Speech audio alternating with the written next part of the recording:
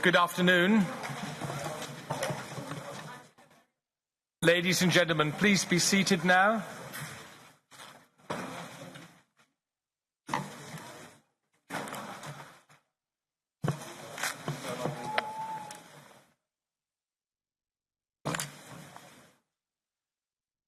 So, ladies and gentlemen, we will continue now our meeting of the Foreign Affairs Committee. I would like to welcome all colleagues here present in the room and also all colleagues who are connected remotely in front of their video and computer screens across our continent. Before I welcome our guest speakers, let me first make an important internal announcement for this committee. Since the 16th of September, that means just a few days, we have a new head of unit in the Secretariat who's taking care of this Foreign Affairs Committee. I would like to officially welcome in his new position Mr. Adolfo Barbera del Rosal. If you could just stand up for a moment, a warm welcome. So, Mr. Barbera del Rosal will be sitting up front next to me. He has worked for many years in the European Parliament. The last 10 years he worked in the Econ Committee as head of the Secretariat, and later in the Policy Department. And he was seconded to Michel Barnier's team for the withdrawal agreement negotiations with the UK government. So looking forward to a good cooperation, and pleased also with all the political representatives in this Parliament. Now, colleagues, we start this afternoon's session with a discussion on the situation in Belarus.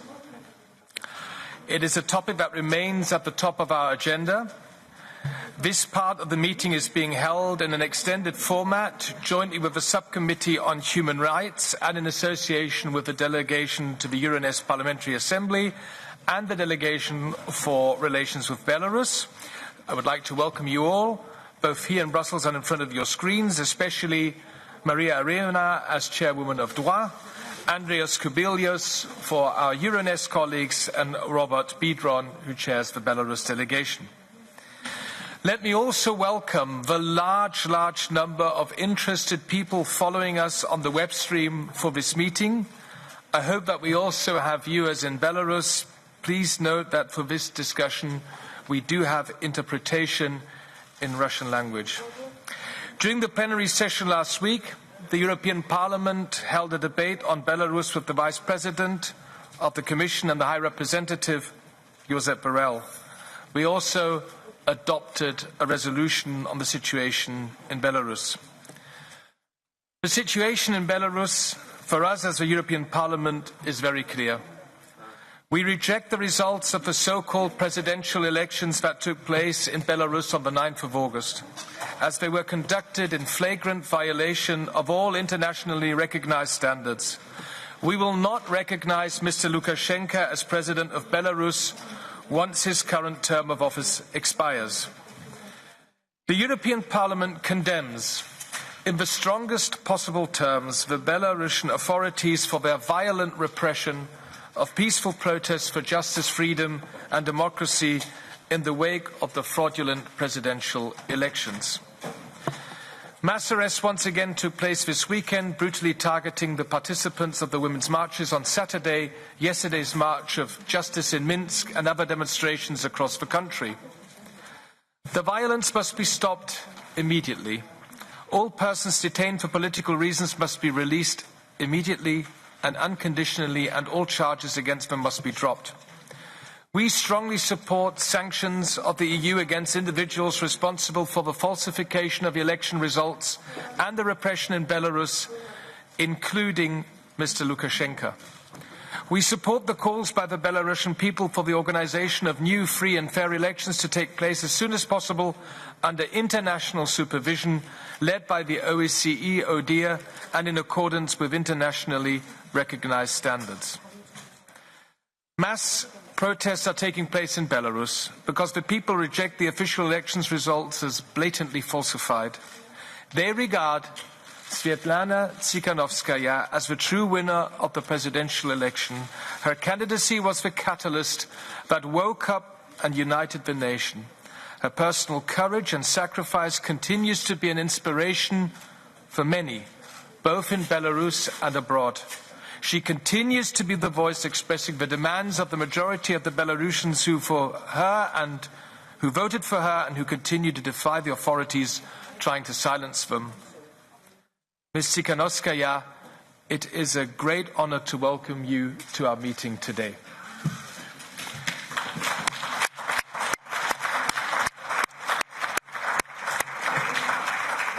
This is your second appearance before this committee.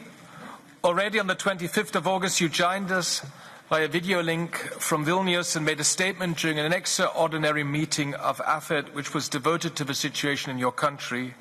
I'm grateful that you accepted our invitation and agreed to attend our meeting in person.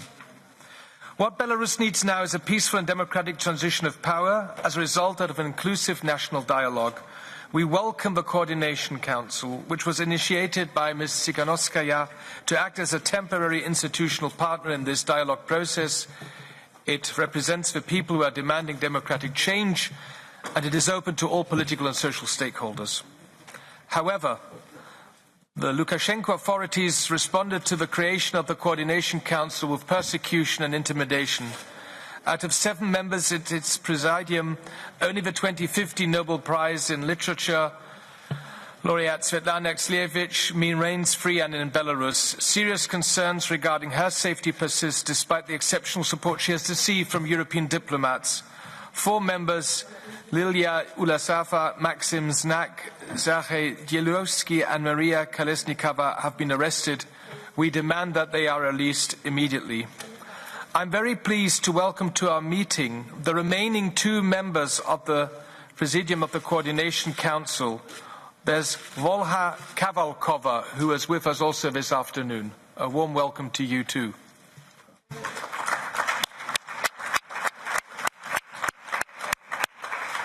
And connected remotely, I understand, from Warsaw is Pavel Latushka. Due to threats and harassment by the authorities, Ms. Kavalkova and Mr. Latushka were also forced to leave Belarus but are continuing their activities from Poland. Ms. Kavalkova is with us today, and Mr. Latushka is, as I mentioned, joining us per video link. That's all from my side. We today have the unique opportunity to hear the views of key members of the opposition who are continuing their struggle for democratic change in Belarus. I would therefore like to give the floor first to you, Ms. Tsikhanouskaya, for 10 minutes, then the floor to Volha Kavalkova for 10 minutes, then the floor to Pavel Latushka for 10 minutes, and then we will have a round with representatives of the political groups and further colleagues, and at the end, Maria Arena for Droit will conclude our meeting. Ms. Tsikhanouskaya, the floor is yours. Thank you so much. I'm so honored to be here. Thank you for having me in this institution, and I want to use this time to tell you our story and to tell you about our expectations. First of all, looking at me and at all these people, you have to understand that we have been living for 26 years under the pressure of regime of dictatorship. All these years, we were afraid. All these years, we were sleeping. But now, Belarusian people have woken up. And 7 weeks in a row, every day, we are going out for demonstrations. These people protest against falsified elections, against one person usurped the power. But our peaceful protesters were met with violence.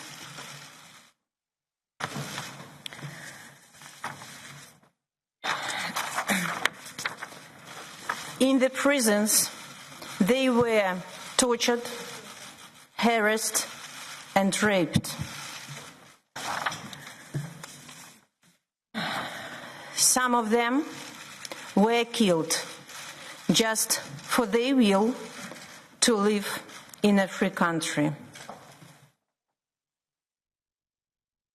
But our fight is only a fight for freedom, for democracy, and for human dignity. Let me emphasize once again, Belarusian uprising is not a geopolitical revolution. It's not anti-Russian or pro-Russian. It's not pro-European or anti-European Union. It is a pro-Belarusian revolution. It's democratic revolution. Our protest is exclusively peaceful and non-violent. We have an example to the world on how to fight for freedom and democracy. Our movement, led by women, is horizontal and grassroots. This summer, a new Belarus emerged. Belarus, the world has never seen before. We have opened a new chapter in our history. The new Belarus will be based on the rule of law. In the new Belarus, we will not tolerate state violence and falsified elections. New Belarus is a reliable partner and country respected in the world.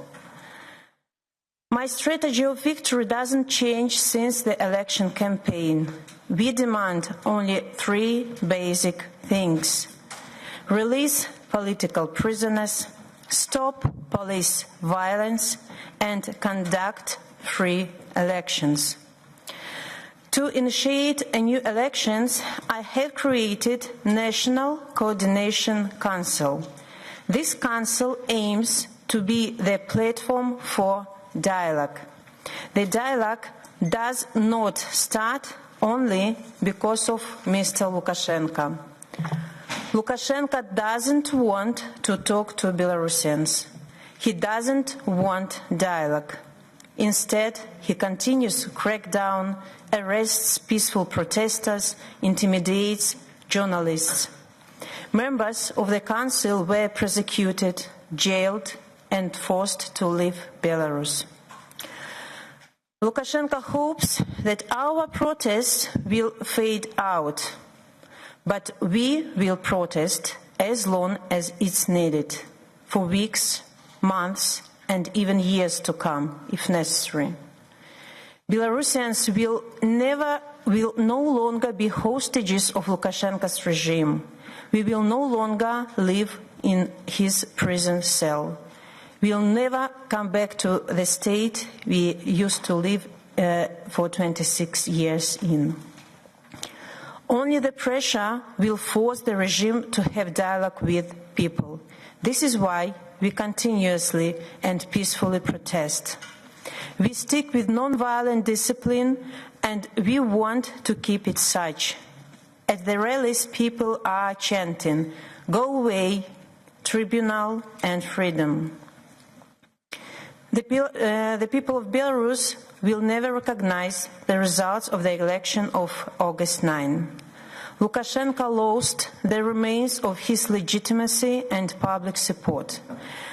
He desperately clings onto power, and he threatens us with war. The police loyal to him feel impunity and organize public punishing operations. I will never forget the voices that I heard near Krestina prison, where detainees were imprisoned, were raped, were tortured. And for you to understand, this is happening in the middle of Europe in 2020.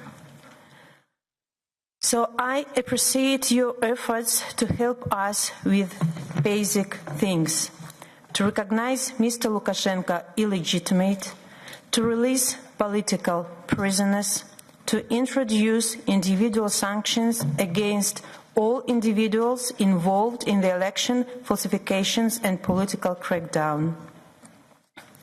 The resolution of the European Parliament adopted last week was an important step forward. I think it was one of the most important decisions in the history of modern Belarus. I'm thankful you recognized the National Coordination Council, initiated by me, as the only legitimate body responsible for overseeing a peaceful transition of power. Please consider creating an international coalition to facilitate negotiations between Lukashenko and the Belarusian people represented by the National Coordination Council. I'm also asking you to demonstrate solidarity with the people. Support Belarus civil society and media organizations that remained under constant pressure by authorities. Consider criminal investigation against those individuals involved in human rights crimes in Belarus, such as rapes and tortures. I have compiled the list of people who participated in the brutal crackdown. Sanctions against them can be adopted under European Magnitsky Act. I ask you not to finance the dictator regime and switch Belarus programs from state to non-state actors. I also ask to reconsider partnerships with state organizations close to Lukashenko. Finally, and most importantly, I call on you to work together with us toward a free, fair, and transparent election. Elections should pass in accordance with international standards and under the supervision of local and international observers. Every country should respect the sovereignty of Belarus. Any external interference aiming to undermine new democratic elections or support the current illegitimate regime is unacceptable. But let's remember, standing up for human rights and democracy is not an interference into internal affairs.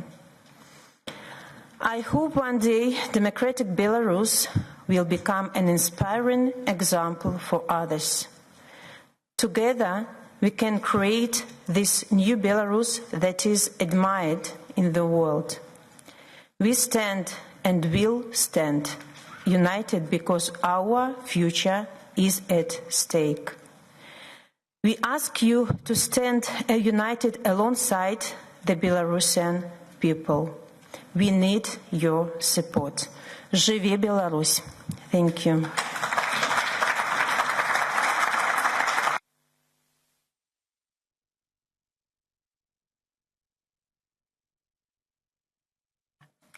Thank you so much, Ms. Tsikhanouskaya.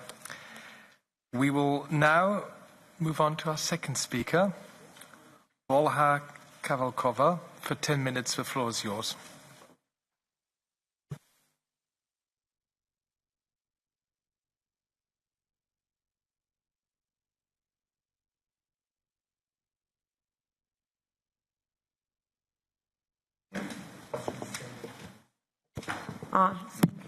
I speak Russian.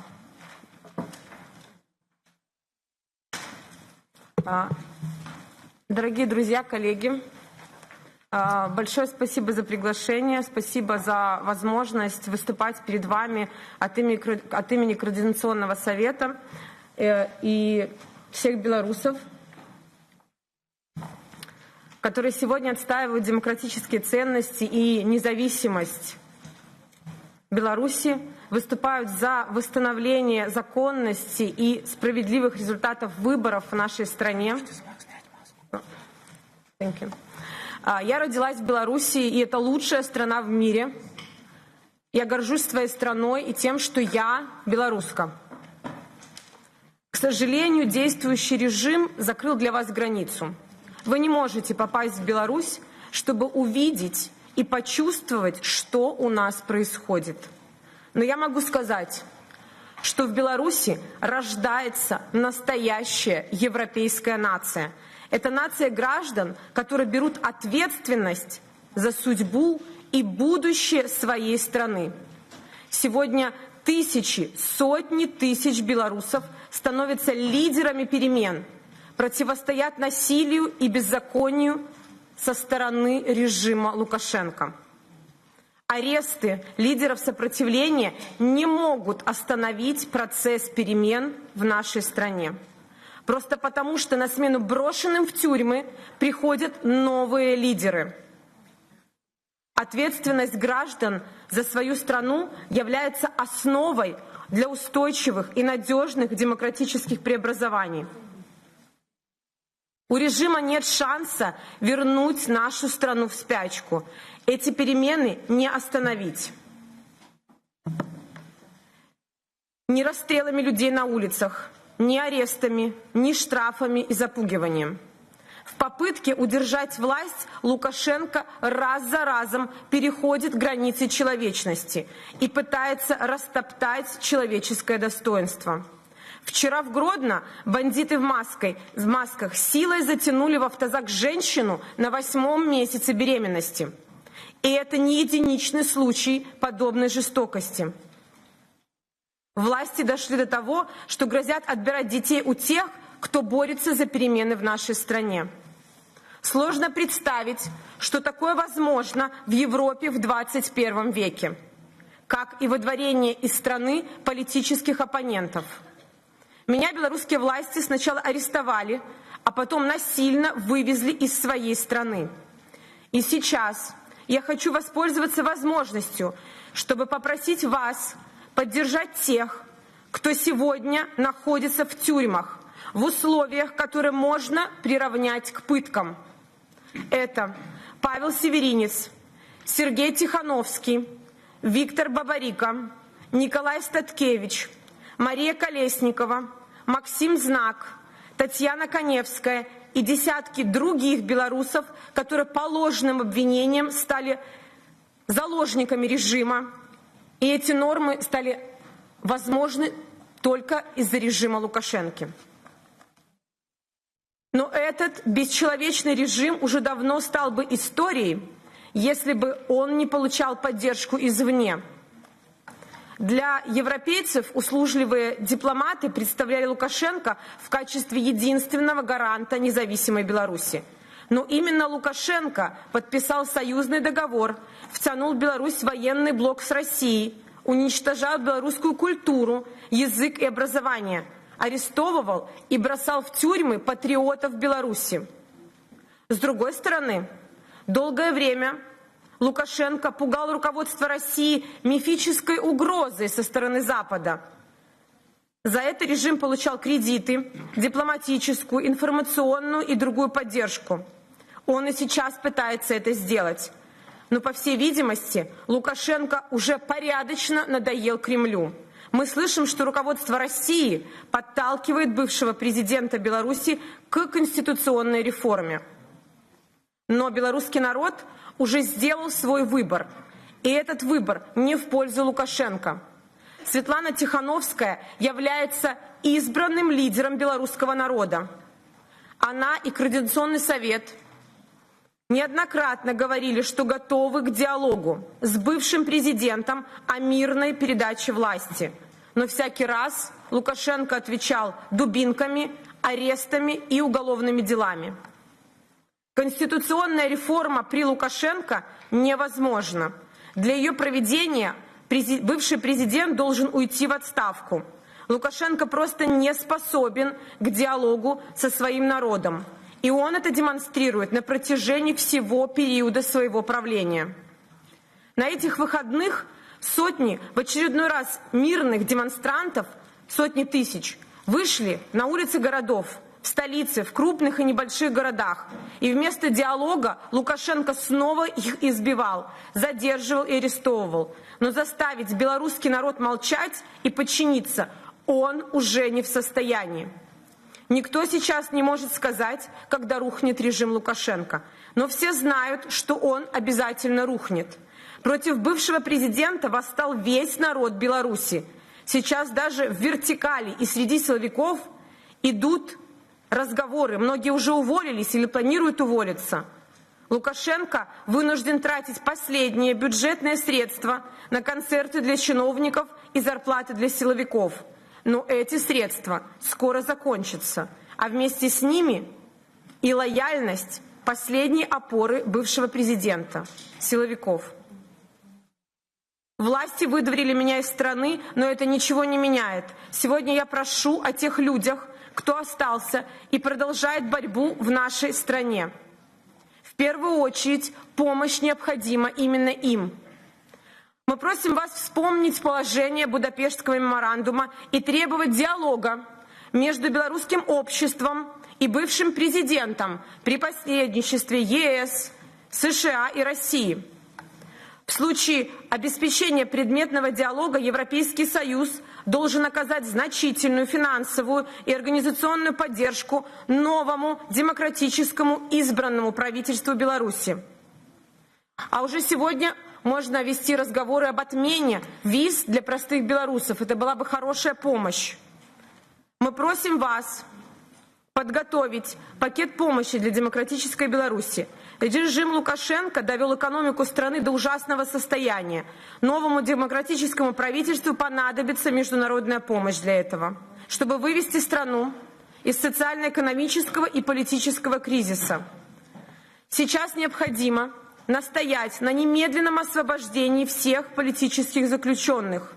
Все случаи убийств и пыток мирных демонстрантов должны быть тщательно расследованы независимой комиссией, в которую входят представители белорусского общества и международные эксперты.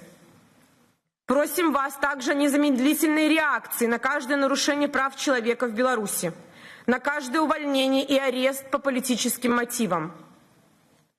Также важны точечные экономические санкции в отношении лиц, ответственных за насилие над мирными гражданами, а также бизнес, который финансирует пропаганду и репрессии. Вся возможная помощь, которая предоставляется международными институтами для Беларуси, должна контролироваться гражданским обществом. Эта помощь не должна способствовать укреплению аппарата насилия и пропаганды.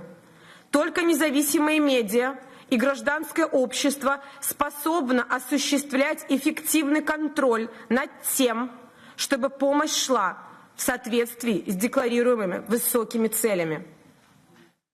Также мы просим вас провести слушания по ситуации в Беларуси в своих национальных парламентах.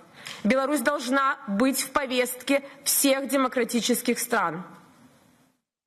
Александр Лукашенко утратил власть и не должен рассматриваться как глава государства или официальный представитель Республики Беларусь на международной арене с 5 ноября 2020 года. Все подписанные договоры или заявления бывшего лидера должны быть признаны недействительными. Я благодарю вас за внимание, благодарю за вашу поддержку и солидарность с белорусским народом. И живи Беларусь!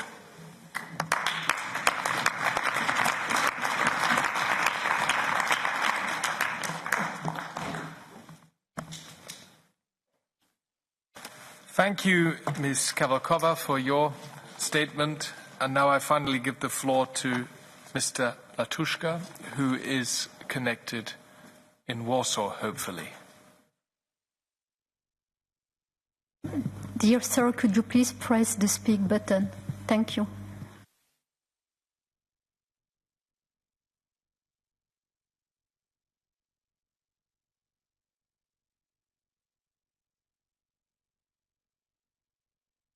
Добрый день, уважаемый господин председатель, уважаемые члены Европейского парламента, члены комиссии по иностранным делам. К большому сожалению, наш диалог проходит в крайне тяжелые для моей родины времена.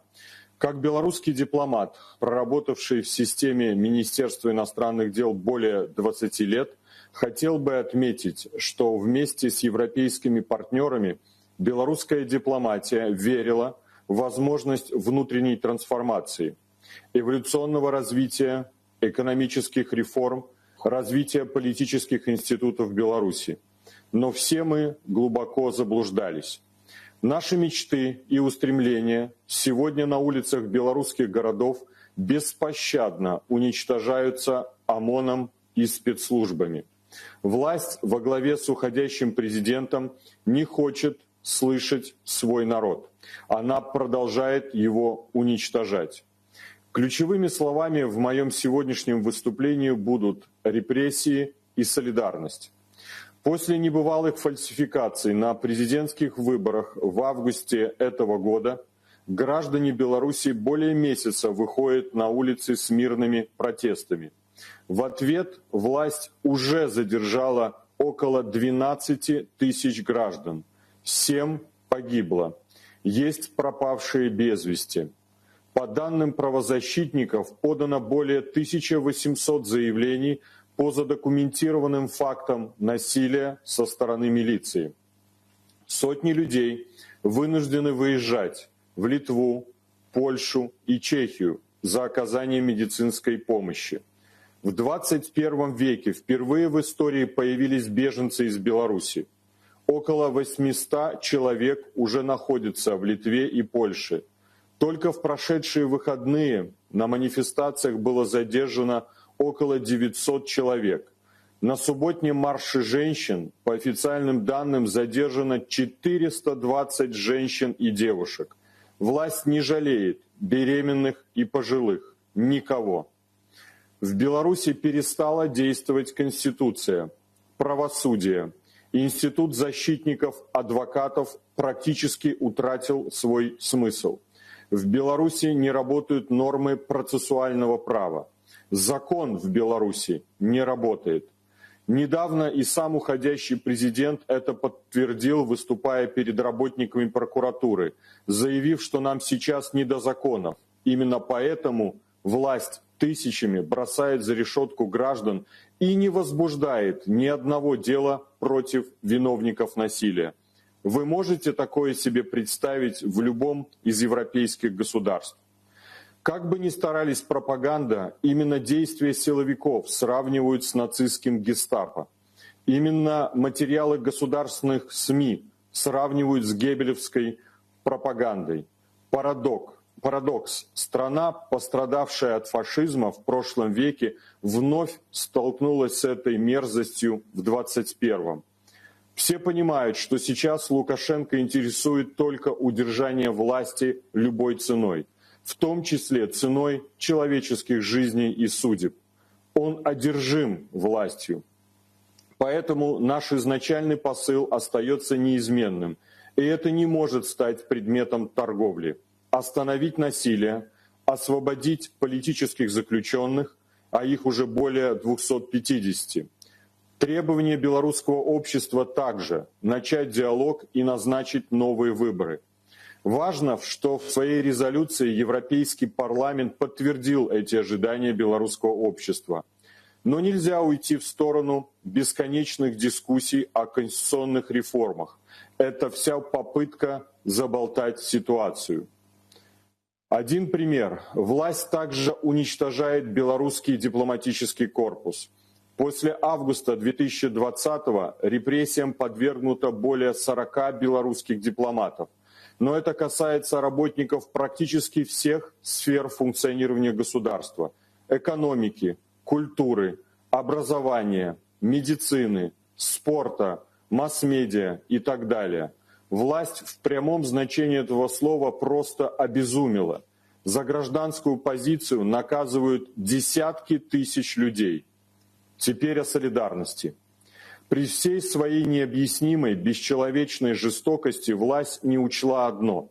Белорусы вновь стали народом нацией, нацией солидарности. Белорусы объединились. Сотни тысяч, миллионы выходят на мирные протесты. Созданы фонды помощи репрессированным, пострадавшим, незаконно уволенным. Белорусы ежедневно проявляют солидарность, и этой солидарности боится власть.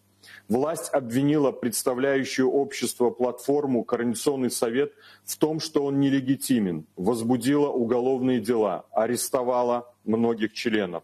Но уже около 400 тысяч белорусов в интернет-опросе «Голос» поддержали легитимность и действия Координационного совета. Народное голосование продолжается. Как представитель Президиума Координационного совета подтверждаю, что Совет готов к активному участию в достижении выхода из глубокого внутриполитического кризиса в Беларуси. Как гражданин Беларуси я не могу радоваться тому, что вы планируете ввести санкции. Но белорусское общество ждет оценки в отношении тех, кто творит беззаконие в Беларуси сейчас, которые избегают ответственности внутри Беларуси за насилие в отношении безоружных, за грубую фальсификацию выборов.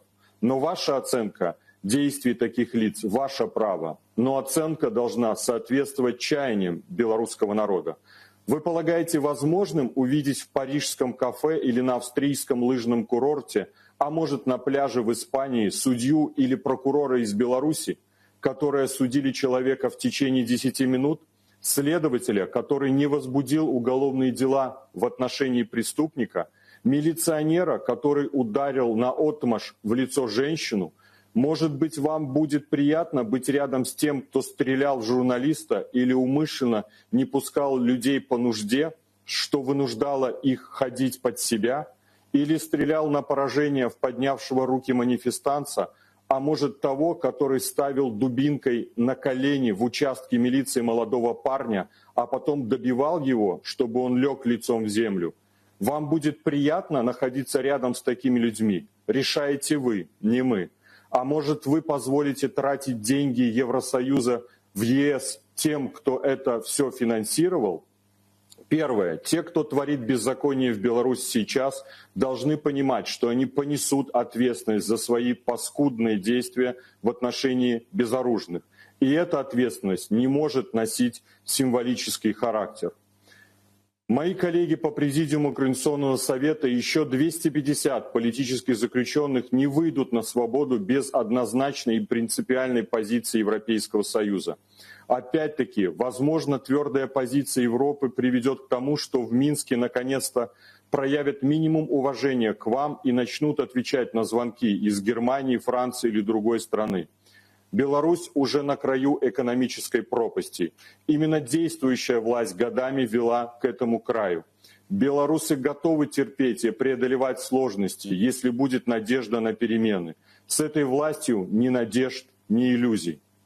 Второе. Новая Беларусь должна рассчитывать на позитивную повестку. Мы приветствуем разработку плана Маршалла для Беларуси, но его должна поддержать вся Европа и, возможно, партнеры в США, Великобритании и Канаде. План должен быть комплексным. Третье. Параллельно Координационный совет представит в ближайшее время антикризисную программу для нашей страны, которая будет осуществляться одновременно с реформой государственного управления и местного самоуправления. Подчеркну, каждый день, неделя, месяц существования этой власти значительно увеличивают глубину предстоящего падения и издержки выхода из кризиса. Я вынес за скобки в своем выступлении Россию. У российской стороны пока, к сожалению, особая позиция – не замечать и не слышать белорусское общество. Никого, кроме Лукашенко, несмотря на то, что он неоднократно обманывал Россию.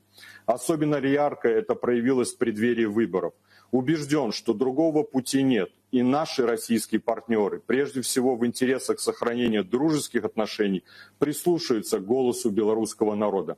Мы не заинтересованы дружить с Россией против ЕС, так же, как и у нас нет интереса углублять отношения с ЕС против России. Стратегия отношений с Россией неизменна. Стратегия на углубление отношений с ЕС справедлива. Мы уверены, что решительными и однозначными действиями через солидарность мы остановим маховик репрессий, и Беларусь станет на путь эволюционного развития. Благодарю вас.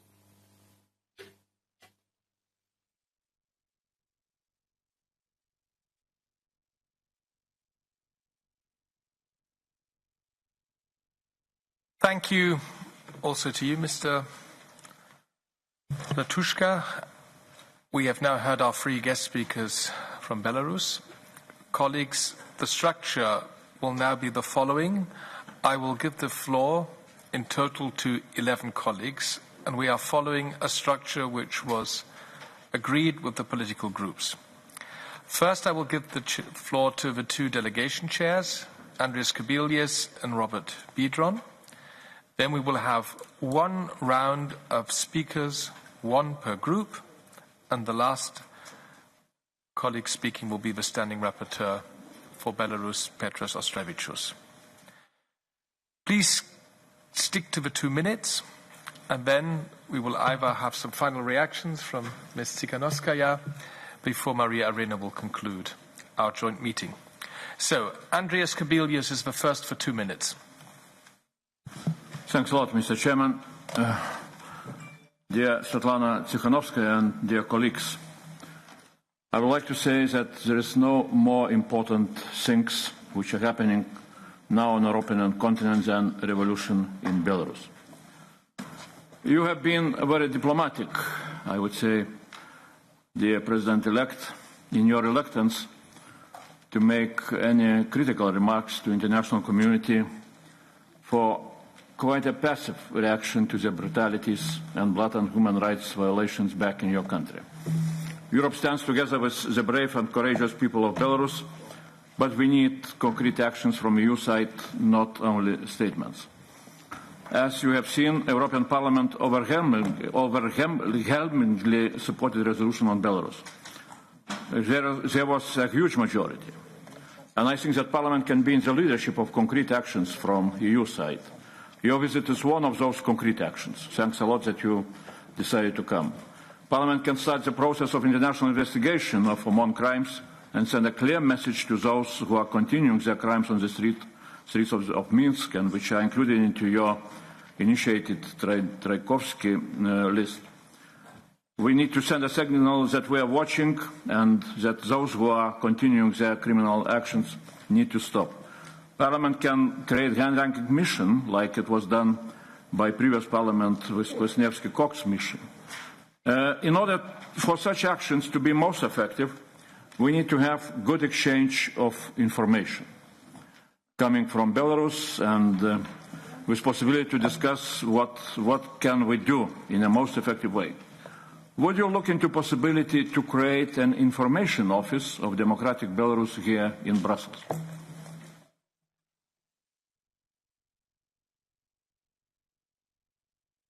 Thank you, Andreas. Next is Robert Biedron. 2 minutes. Thank you, Mr. Chair. And I want to thank my colleagues from Belarus for being with us and for having force to act in exile and have this bravery of changing the world. This is really exceptional. And in the front of this revolution are women. This is what we, as European Parliament, have been fighting for many, many years. And this is happening now, today, in Belarus. Congratulations and thank you. In these difficult circumstances, the message from European Parliament must be clear.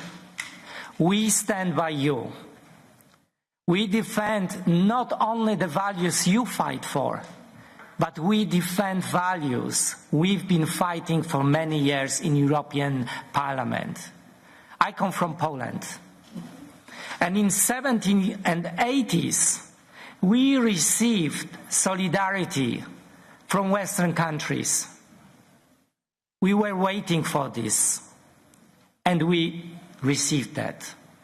This is a momentum when we need to do it again. Not only the Western countries, but all the rest of European member states must act similarly. We need to be in solidarity that the spirit of this wonderful revolution in Belarus will never fade. And I want to declare, as a chair of the delegation, European Parliament delegation for relations with Belarus, that we do everything, that after years of lack of official relations between our bodies, in European Parliament and in Belarus, that one day we will receive you as pro-democratic forces of Belarus here as the real authority of Belarus. Żyje Belarus. Good luck. Thank you.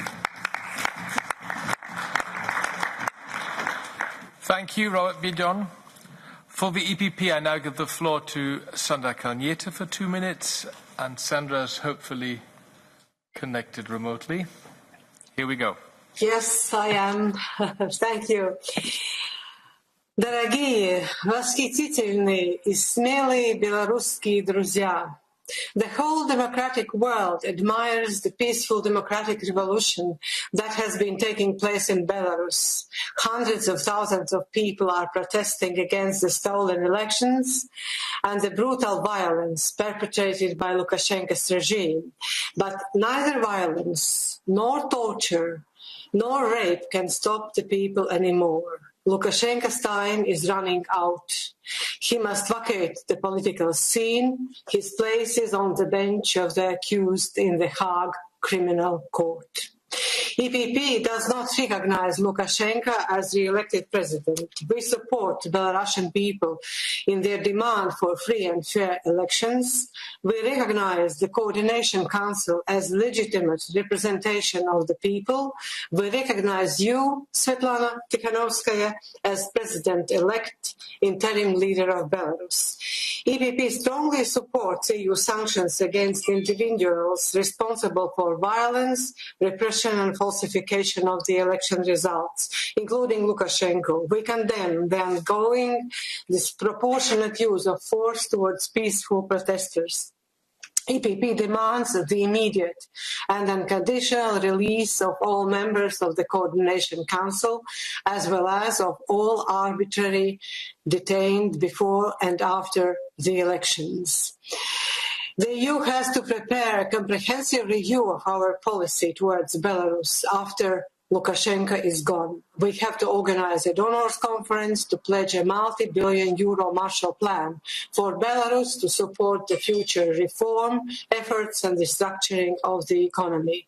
Dear friends, the democratic revolution is a mammoth undertaking that requires the mobilization and, above all, unity. A revolution can be won if the differences and incompatibilities, as well as the formation of new political parties, are put aside.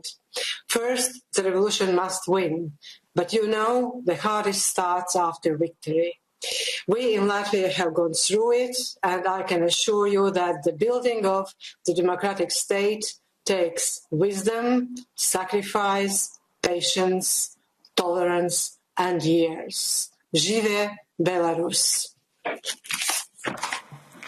Thank you, Sandra Kalniete. Isabel Santos for 2 minutes.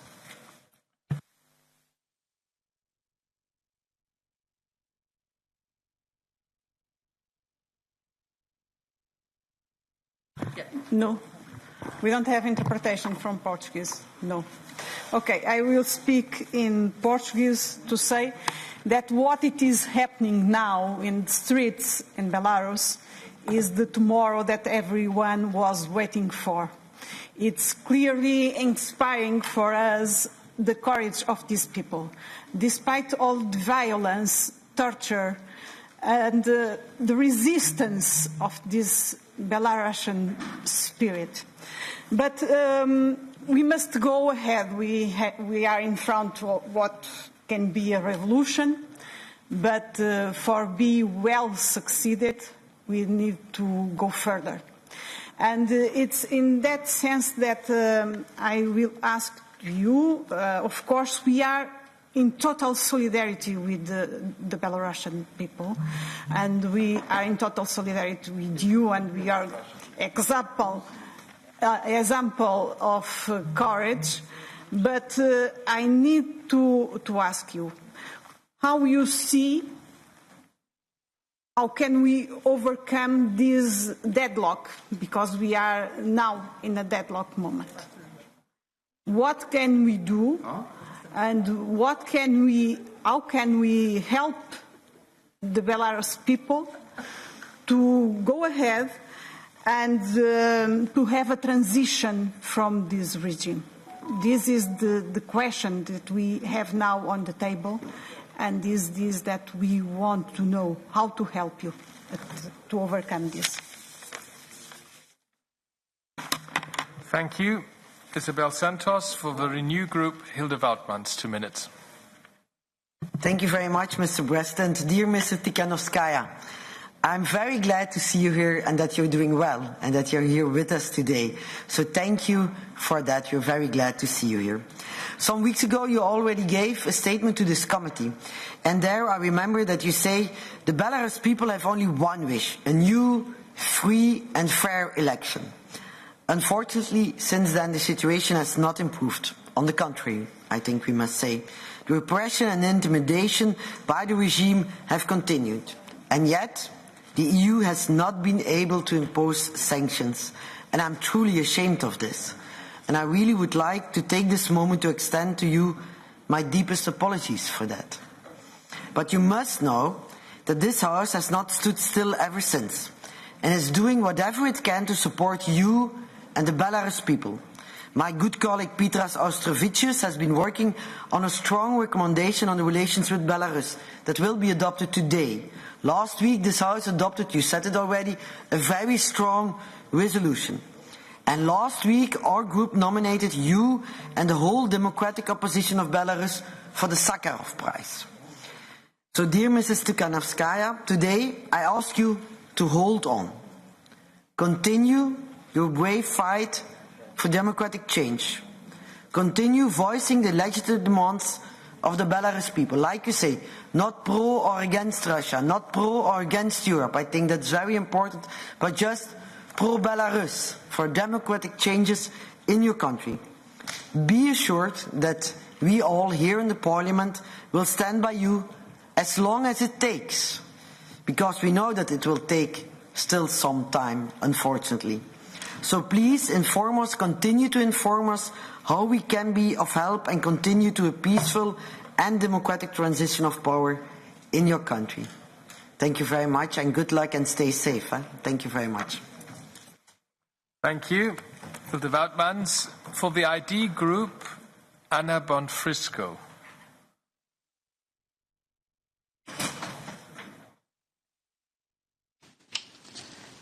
Grazie Presidente e grazie a Madame Tsikhanouskaya e a tutti i rappresentanti dell'opposizione, ai nostri ospiti oggi.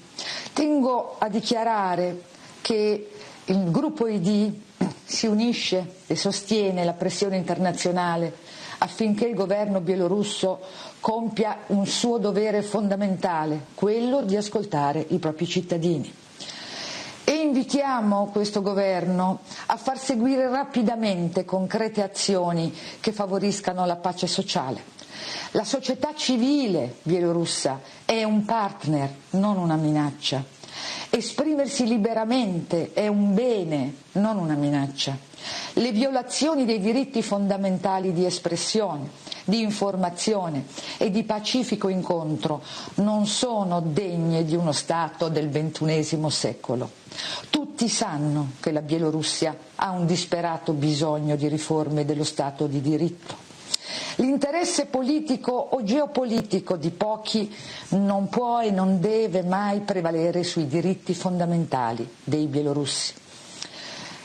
Noi continueremo a sorvegliare, insieme al Consiglio dei diritti umani delle Nazioni Unite e in sede OSCE, al fine di prevenire un'ulteriore escalation nel Paese. E mi consenta di fare i migliori auguri a questa rivoluzione di donne che libererà il popolo bielorusso e il suo Paese. Grazie.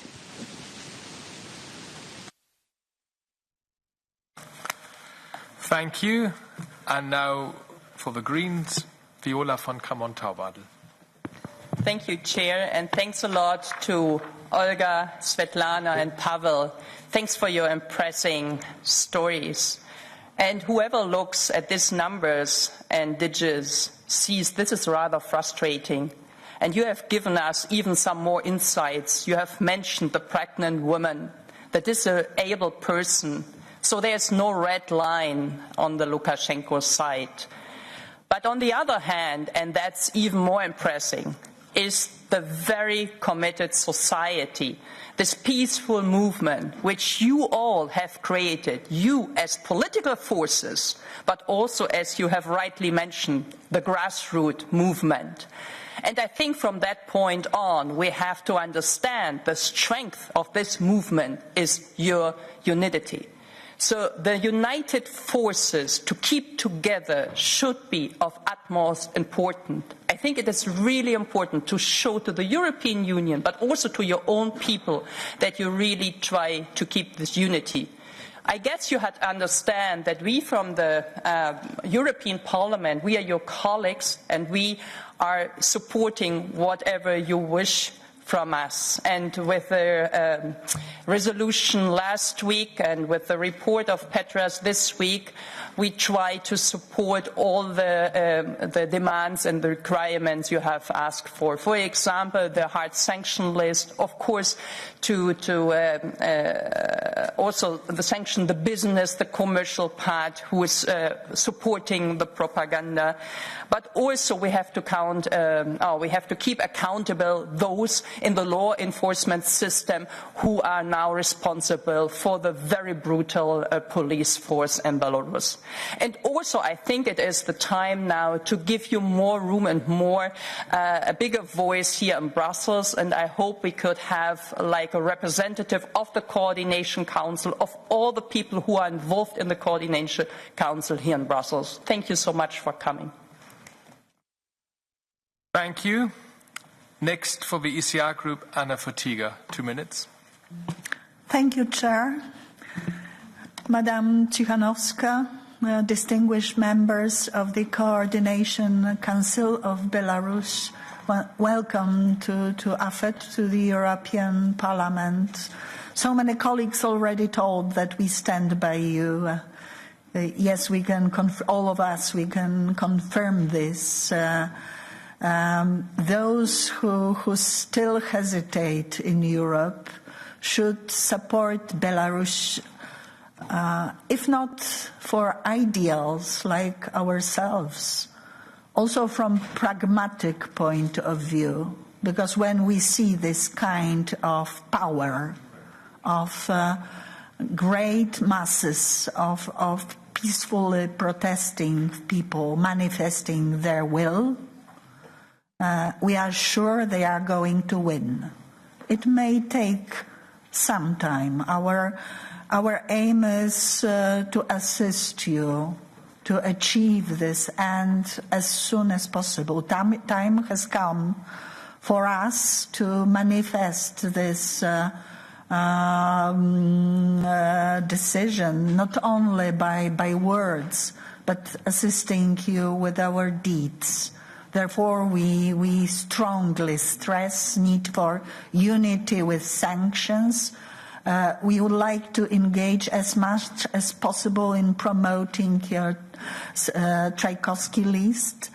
And of course, we would like to see transfer of power in Belarus. We do not recognize Lukashenko a legitimate president of the next term of presidential office in Belarus. And that requires certain diplomatic actions as well. He should not be welcome either in signing acts, legal acts that are important for international activity, or in executing his power in Belarus. Thank you. Thank you. And now we move on to the GUI NGL group. Mick Wallace for 2 minutes. Thank you very much, President. Article 2, paragraph 7 of the UN Charter makes clear that the UN or its members shall not intervene in matters which are essentially within the domestic jurisdiction of any state unless authorised by the UN. You said that interfering for human rights is not interference. I'm sorry, but international law says otherwise. In the international system, states are equal sovereigns. The right to punish does not belong to any one country. EU sanctions are unilateral sanctions because they do not come from the Security Council. Under international law, a state cannot adopt measures to exert its power in any form on the territory of another state. This is a limitation of international law that has existed since 1927. International law professor at the University of Angers in France, Elena Menon, has pointed out that targeted sanctions have become a tool of foreign policy that are now part of a systematic policy that has virtually no legal framework. And we know that targeted sanctions have a much more draconian effect and hurt the people more than the rulers. Western interference has seldom worked in my lifetime. I'd like to see Lukashenko gone too, but I'd like to see him gone by the Belarusian people and without Western interference. The more interference from the West, the more legitimacy he will have to dig in and to hold on. You don't need him. You say that it condemns, you say the protesters are met with violence. I also condemn violent treatment of protesters in Minsk, Barcelona, Paris, Palestine, La Paz, Santiago, wherever it is. You say release the political prisoners. I also say release the political prisoners. There shouldn't be political prisoners anywhere. But I'm asking you, will you join me in calling for the release of the political prisoners in Catalonia and Julian Assange in London? You call for new elections. You call for new elections. I think making you the Guaido of Eastern Europe is doing you no favours. Thank you.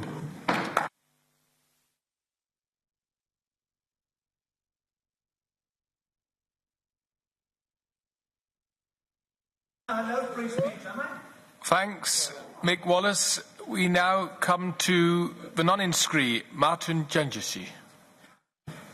Thank you very much, Mr. Chairperson. Thank you very much, Ms.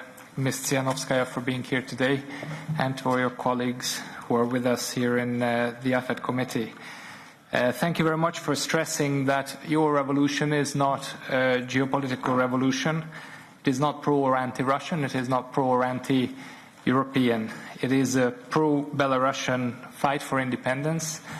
And but having said that, although it is not a geopolitical revolution, I, as a Hungarian, I know that in our region it is more difficult to fight for and to preserve our independence and our freedom than in any other corner of the world. Geopolitical reality is very difficult in our region, and this is the reason why I wish you luck and all my support for fighting for your independence and for your freedom. And let us know in the European institutions, especially in the European Parliament, which is perhaps the least bound by those type of conflicts that the Council is bound by, as you might have heard during your visit to Brussels. It is much more difficult to have a compromise deal in the Council with unanimity than it will be in this House to get support for fight for rule of law and for democracy. One of my colleagues in their intervention mentioned the issue of getting and gaining relevant information from your country today. It is very difficult, and I presume it will be more and more difficult as time passes on. This is why I would like to turn to you and ask you how can you disseminate information from Belarus to us here in the European Parliament so that we know how we can be of any assistance to you. Thank you.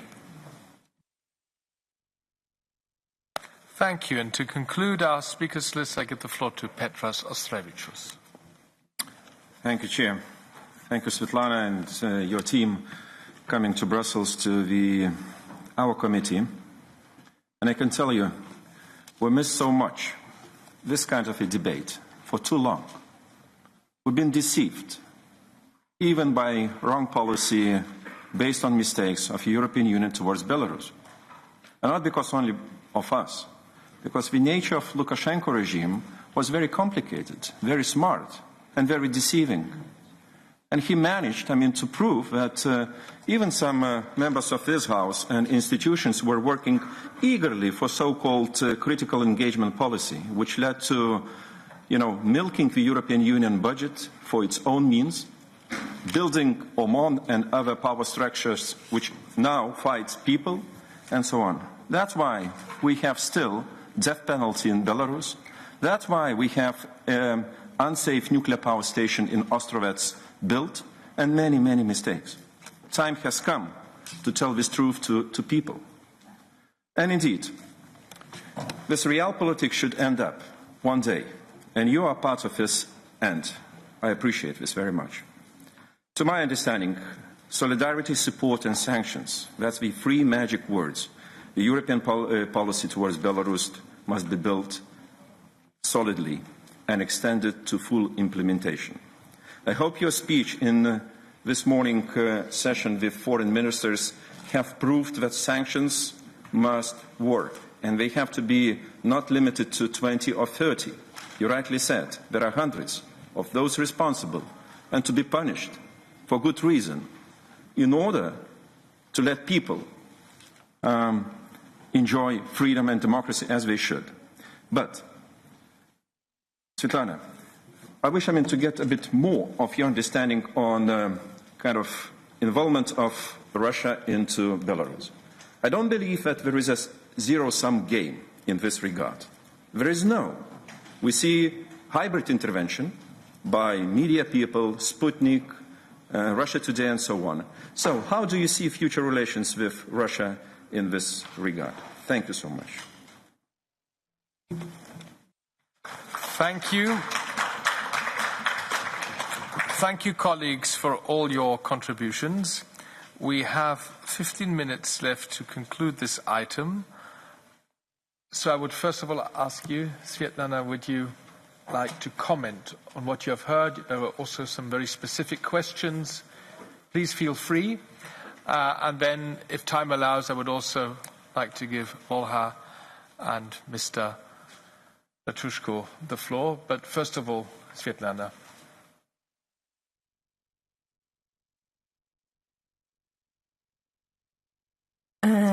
Thank you very much for your statements. I have heard everybody, and I mean it, everybody. Thank you. And let me start with the end. As for Russia, I have to say, and I want to repeat this, what's going on in Belarus, it's our internal affair. And we would like very much to solve this situation by ourselves. And we have a lot of tools to solve this problem without Russian interference.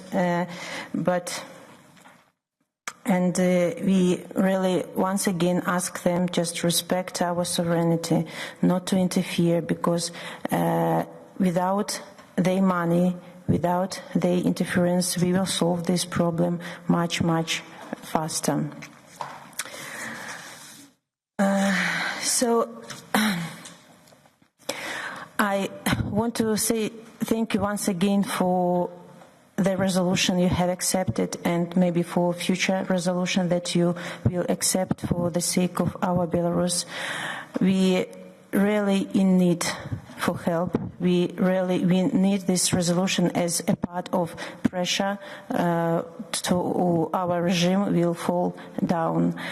And I just ask you to be brave in your resolution. I ask you to be brave in your voices, the same as all the Belarusian people are brave now, because every day they have to step over their fears and go out for demonstration, just being afraid that they can be imprisoned, that they can be tortured in the jails.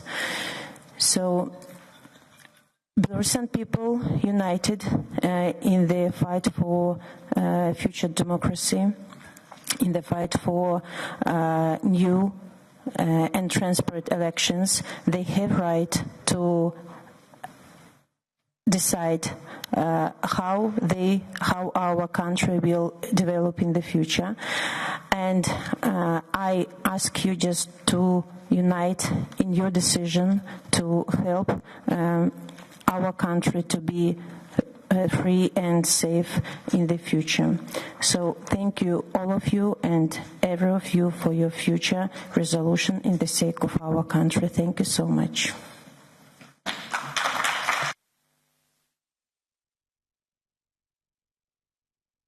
Thank you. I will now give the floor to Volha Kavalkova.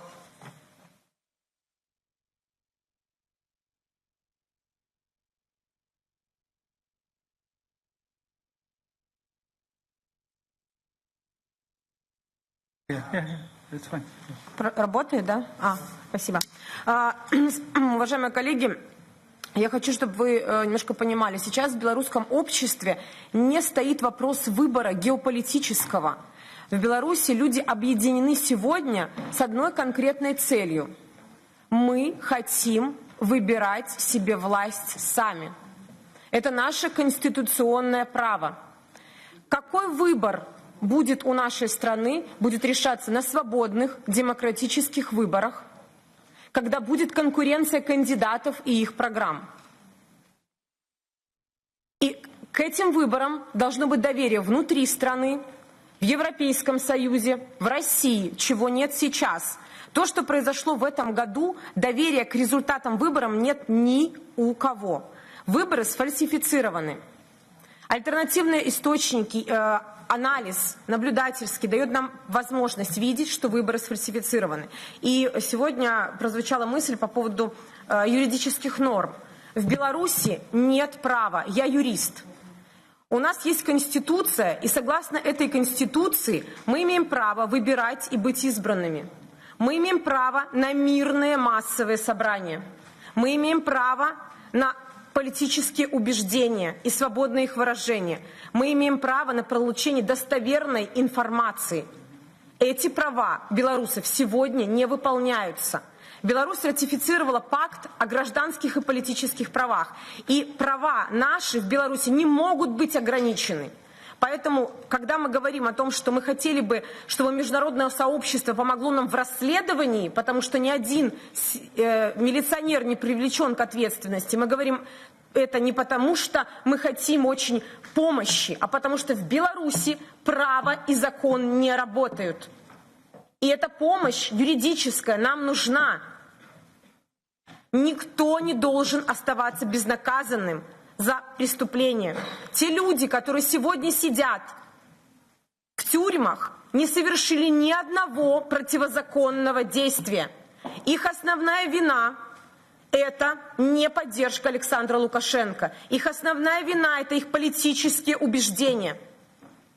Мы все хотим жить в правовой демократической стране, в которой милиционеры не скрывают свои лица под масками, в которых они не переодеваются в гражданскую форму, и им не стыдно за свою работу. И основная их функция – обеспечение безопасности.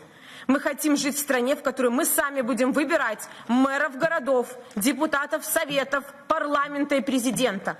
Это основное требование белорусского общества. И мы просим в этом вашей поддержки. Без новых выборов мы будем продолжать сидеть в тюрьмах, нас будут выдворять из страны и нас будут избивать. Мы должны выбрать себе президента сами. Спасибо.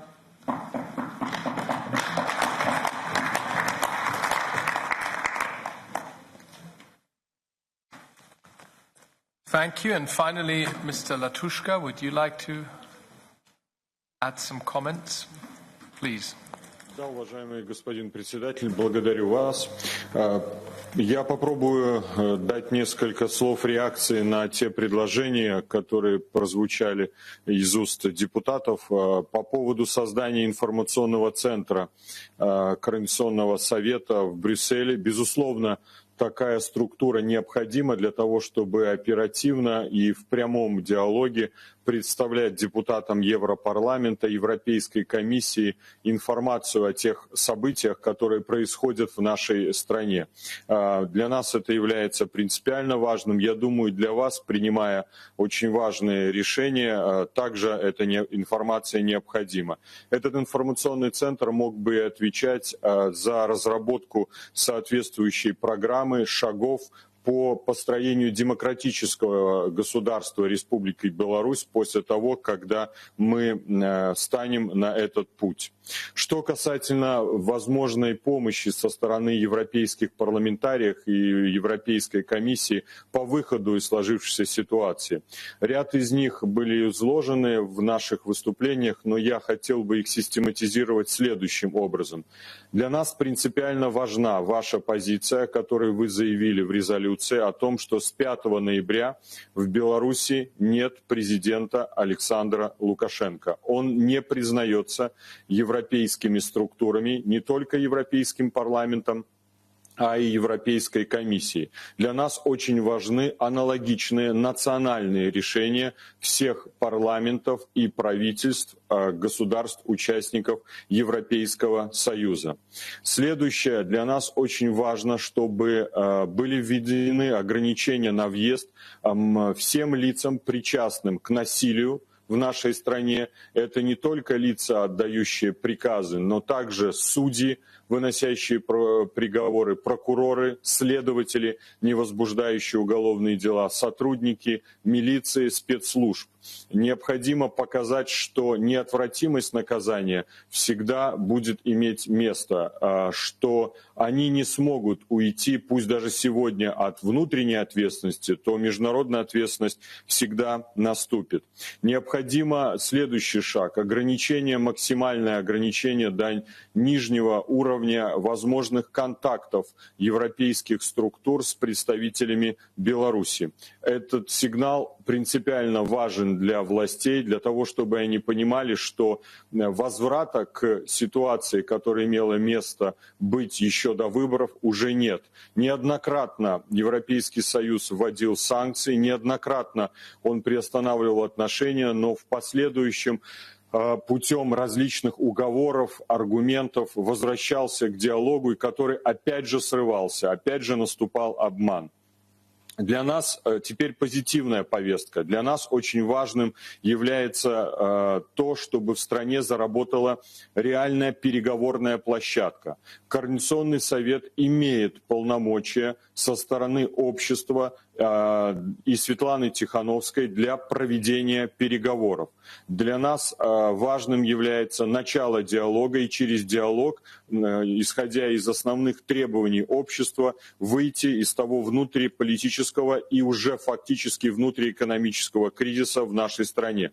Как к этому привести? Для нас очень важно, чтобы Европейский Союз во взаимодействии с Россией, с учетом того, что это внутренняя ситуация в нашей стране, однако мы реалисты и видим, что внешние игроки и партнеры также используют эту ситуацию в своих конкретных целях. Для нас очень важно, чтобы Европейский Союз вместе с Россией оказали содействие в начале этого диалога. И здесь я просил бы коллег-депутатов, также представителей Европейской комиссии максимально включиться в этот диалог с Российской Федерацией.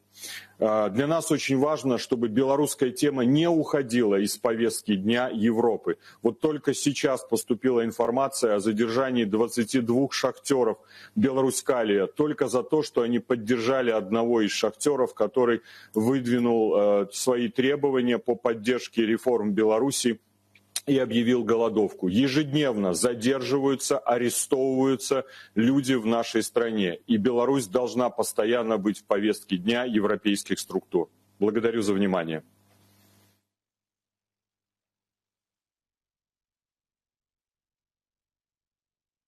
Thank you once again to all three of you, and I hand over now to Maria Arena to conclude our joint meeting. Thank you. I will speak in French, so... Okay. Merci beaucoup, Madame Tsikhanouskaya, pour votre bataille, votre combat et aussi votre leadership aujourd'hui dans la révolution pacifique pro-démocratie en Bélarus.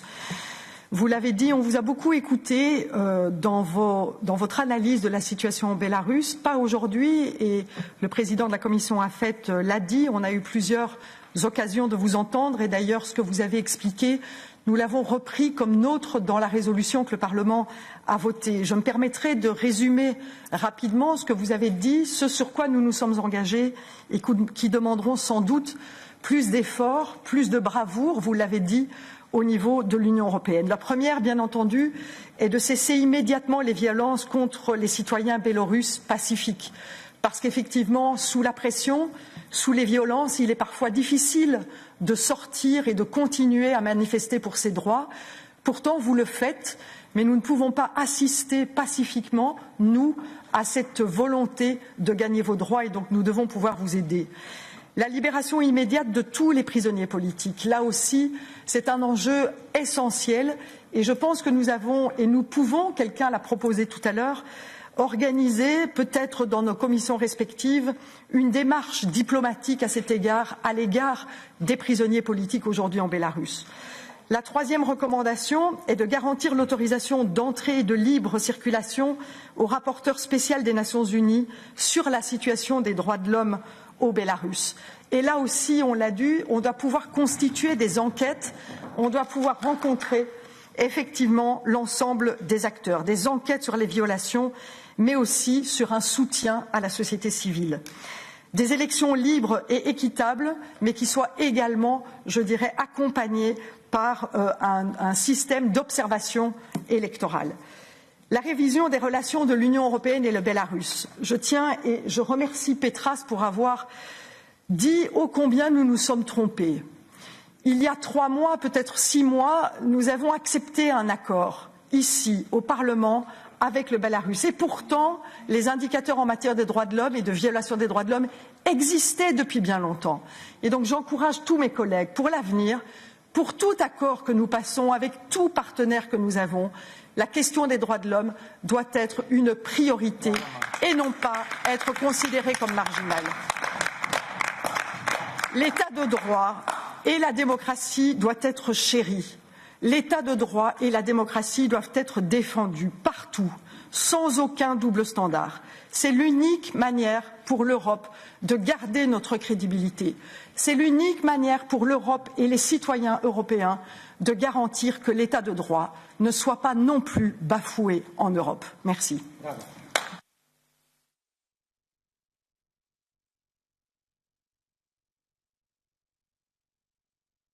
Ladies and gentlemen, we will continue our AFET meeting in 2 minutes with item number 13. I would like to now say farewell to our guests from Belarus.